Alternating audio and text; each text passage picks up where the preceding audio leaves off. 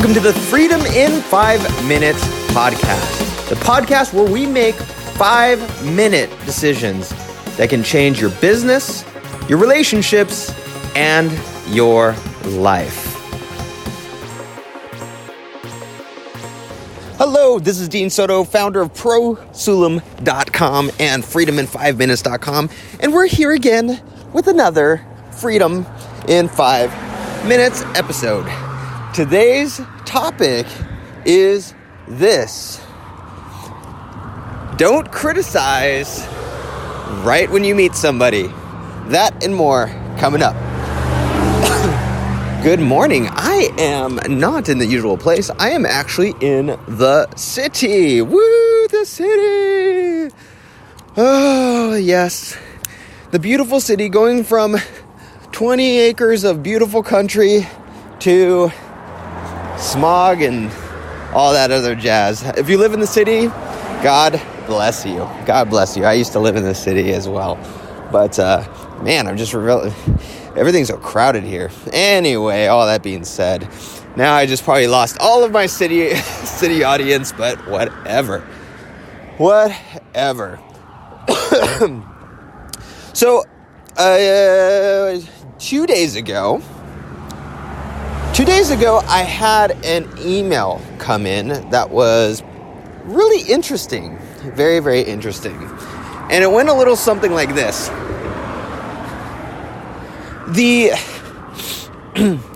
So over at ProSulam.com, ProSulum.com, if you don't know what that is, it's a systems and process virtual assistant agency. Basically, give them take 5 minutes showing how to do something, and then you'll never, ever have to do it again. Ever. They document everything and do it for you. So, step by step, day by day. Anyway, sorry. So on that page, it's a one-pager. I do have a blog on it, but it's semi-updated just with these podcasts and so on, and it's not really super compelling other than the podcasts themselves. But here's the interesting thing, is that I had a guy. So it's a one-pager. Before I get into the guy, one-pager. You go in, you give your. There's a thing for a free 30-minute consultation with me. And you enter in your first name, last name, phone number, and email. Okay. And what happens is, once you do that, it puts you over to another page where I have a video where it kind of explains the system and explains systems in general for people who don't quite. It's made for people who don't quite understand systems to begin with. And so when you go, it's a little bit of a training course as well. But as soon as you enter in your first name, last name, email, and phone number, what happens is my scheduling bot, Amy, will start scheduling a meeting with me for your consultation call. I have a thing, it's basically a little zap that goes and starts the process. So it creates a Gmail that goes out and says, hey, congratulations, blah, blah, blah, copies Amy on it and says, hey, Amy, can you schedule a call titled this, blah, blah, blah, blah.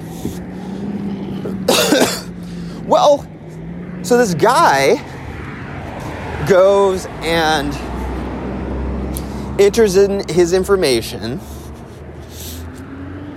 I see the email come through, scheduling it, and then he writes back to Amy, to me, but with Amy on copy, this huge, long email that's, I shouldn't say huge, but it was a long email that said, essentially, hey, my name's, let's just say Joe, I forgot his name. My name's Joe, and I do real estate systems for all of these different realtors and real estate companies, and we have a really good system on it, and blah, blah, blah. and going on and on about his business, which is fine. And then, and then from there, he goes into, hey, you should really have a schedule once or a Calendly thing on your video page, because this is why, and blah, blah, blah. And it's just, we've seen tremendous results, and and just going on and on about why I should have a place for people to schedule after they entered in their name, email, and so on, to automatically schedule on their own. And it's just basically saying that what I'm doing is not the most optimal, which is fine. I mean, ultimately any type of constructive criticism is good. It's just interesting to me when it's someone you've never met. The reason being is because there might be, this is actually one of the power of questions, there might actually be a reason why somebody is doing something the way that they're doing. Yes, there are times when people purposely do stuff the way that they are doing it. So to immediately go, hey, this is what you should have on your website, you should do it like this, you should do it like that, which is pretty standard. I mean, it's standard with the majority of consulting type places. So if it's not, if if there's a site that is using something a little different but still the same kind of technology, there might possibly be a reason why that is. Okay? And so after reading this long email, he also said, hey, well, I'm not free till March 5th, and after March 5th, I'll be all good, and blah, blah, blah, yada, yada, on a Tuesday, and whatever. My scheduling bot responds and says, hey, Joe, thanks for letting me know. No problem. Here's all the times that Dean has available after March 5th. You can select anyone that you want. Please let me know which one works for you, yada, yada. And so the bot was doing its job. Here's the thing. I get it.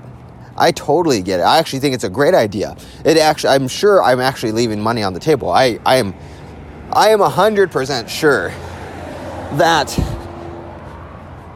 I might be missing some people by not having a link to quickly schedule with me. But there is a purpose in why I do what I do in my whole entire funnel there. And one of the things is that after that email that he got back, he did not schedule. And he'll get a reminder email. If he does not schedule during that next reminder email, he'll get another reminder email from Amy reaching out. And if he schedules on that one, then, actually I should say, if he does not schedule, sorry, there's gonna be a lot of traffic right now. I'm walking to go get a rental car right now. So, and in fact, I'm gonna run to get a rental car across this street. Hold on. All right. So if he does not answer at all, great. Because I use that tool as a measuring rod if I want to work with this person in the first place. If they do not have the time to answer a freaking bot, if they have the time to enter in their email, but they don't have the time to answer a bot, especially after 3 attempts, then why would I ever want to work with them? Because I know as soon as they sign an agreement, even if they pay up front for their first month, I know that they're going to push off my guys. My guys are going to try and onboard them, and they're going to take forever. I know that they're going to push off their virtual assistant who wants to get things done for them. I know that they're going to delay. So why would I ever want to work with somebody who can't even respond to a bot? Literally, all they have to do is click a link in what the bot says is available, and it will schedule. If he did respond, or if he does, or if anyone does respond to the second or third reminder email, boom, that is sales material right there. Because the first question I'm going to ask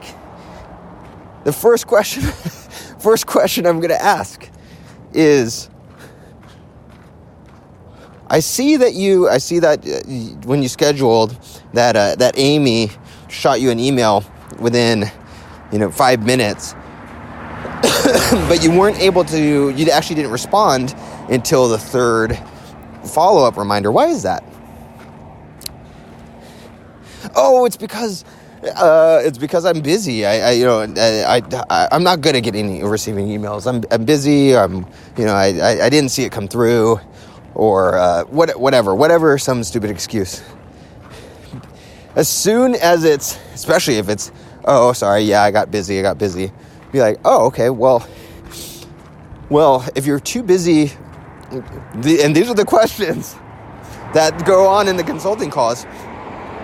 So let's talk about that. Why are you so busy? What's causing you to where you literally can't click a link on an email, where less than 1 minute, you don't have the time to do less than 1 minute to click on an email. Like what do you do during the entire day? Boom.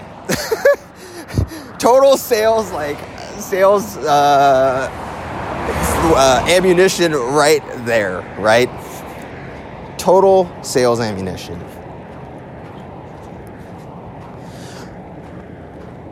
There is a reason why people do stuff.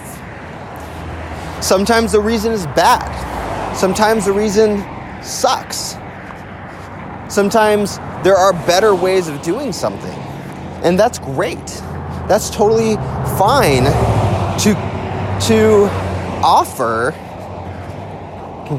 offer people an alternative to what they're doing. However, nobody ever likes, and I honestly don't mind. I think he's 100% right. I'm not saying, oh, this guy's an idiot for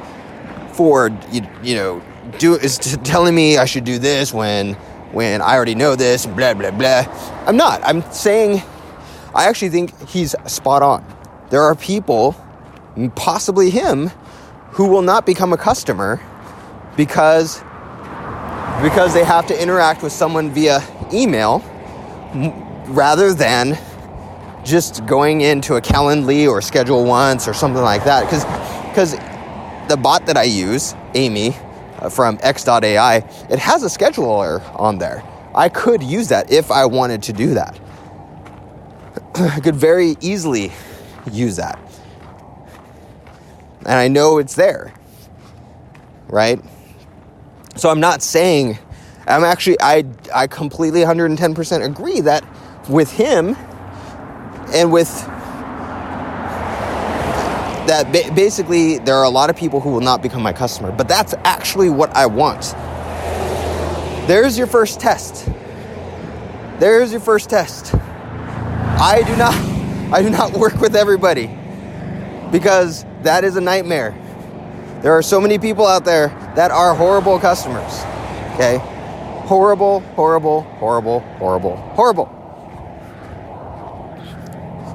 Right? So, that being said,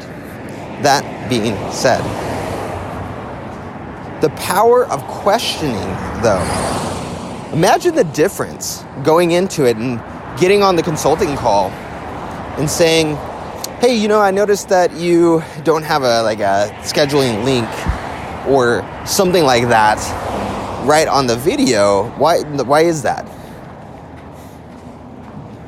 That's a much more powerful tool, because it could be, I actually use that as my first line defense, my first line qualification. Or if the person says, I just can't figure it out. I don't know what's a good software or whatever. I didn't know you could do that.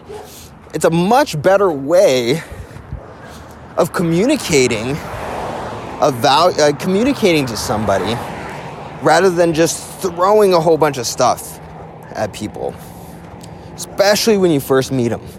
And trust me, I used to do this all the time. It's cool.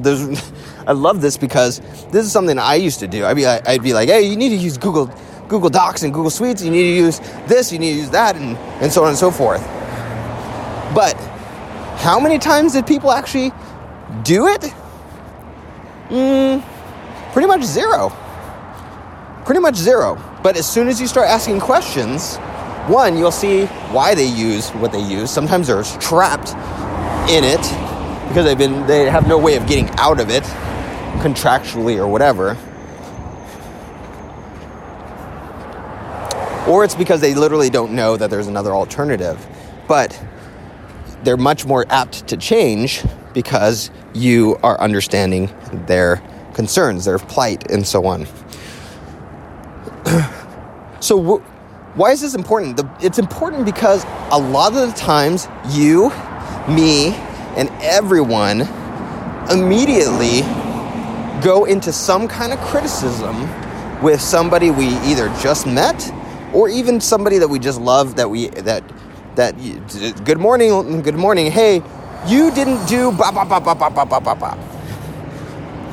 You didn't make breakfast this morning.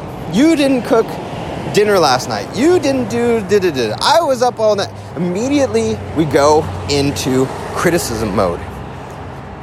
Rather than asking a question, hey, I know you were up all last night, but was there a reason? Like, what were you up all last night? Because obviously that affects us in the morning because you're not able to make dinner, and I had to take the kids to school, or something like that. Where in your life, in business, with your family, with friends, where are you immediately criticizing rather than asking questions? Who is that person that you're criticizing? I want you to at least just notice when you are doing it. In the morning, especially in the morning. It happens a lot, especially if you're married to somebody. Who are you immediately criticizing? If you have clients or new prospects, are you telling them what they need to do, or are you asking questions? I want you to start trying to at least 3 times over the next 7 days to try ask questions rather than immediately criticize. Try and ask a question to find out why your prospect's doing a certain thing, why your customer is doing a certain thing, why your wife is doing a certain thing, why your husband, your kids, whatever it is. Why are you doing what you're doing? Rather than immediately going into criticism mode. So I want you to try at least 3 times this week, because it will change your life. Especially in sales, it has helped me tremendously. And it will help you in all areas of your life. All right, so this is Dean Soto, founder of ProSaloon.com. I'm going to go get a rental car right now. And I will see you in the next Freedom in 5 Minutes episode. Go check out ProSaloon.com, ProSulum.com, or FreedomIn5Minutes.com. Until the next episode, have a great one. We'll talk to you later.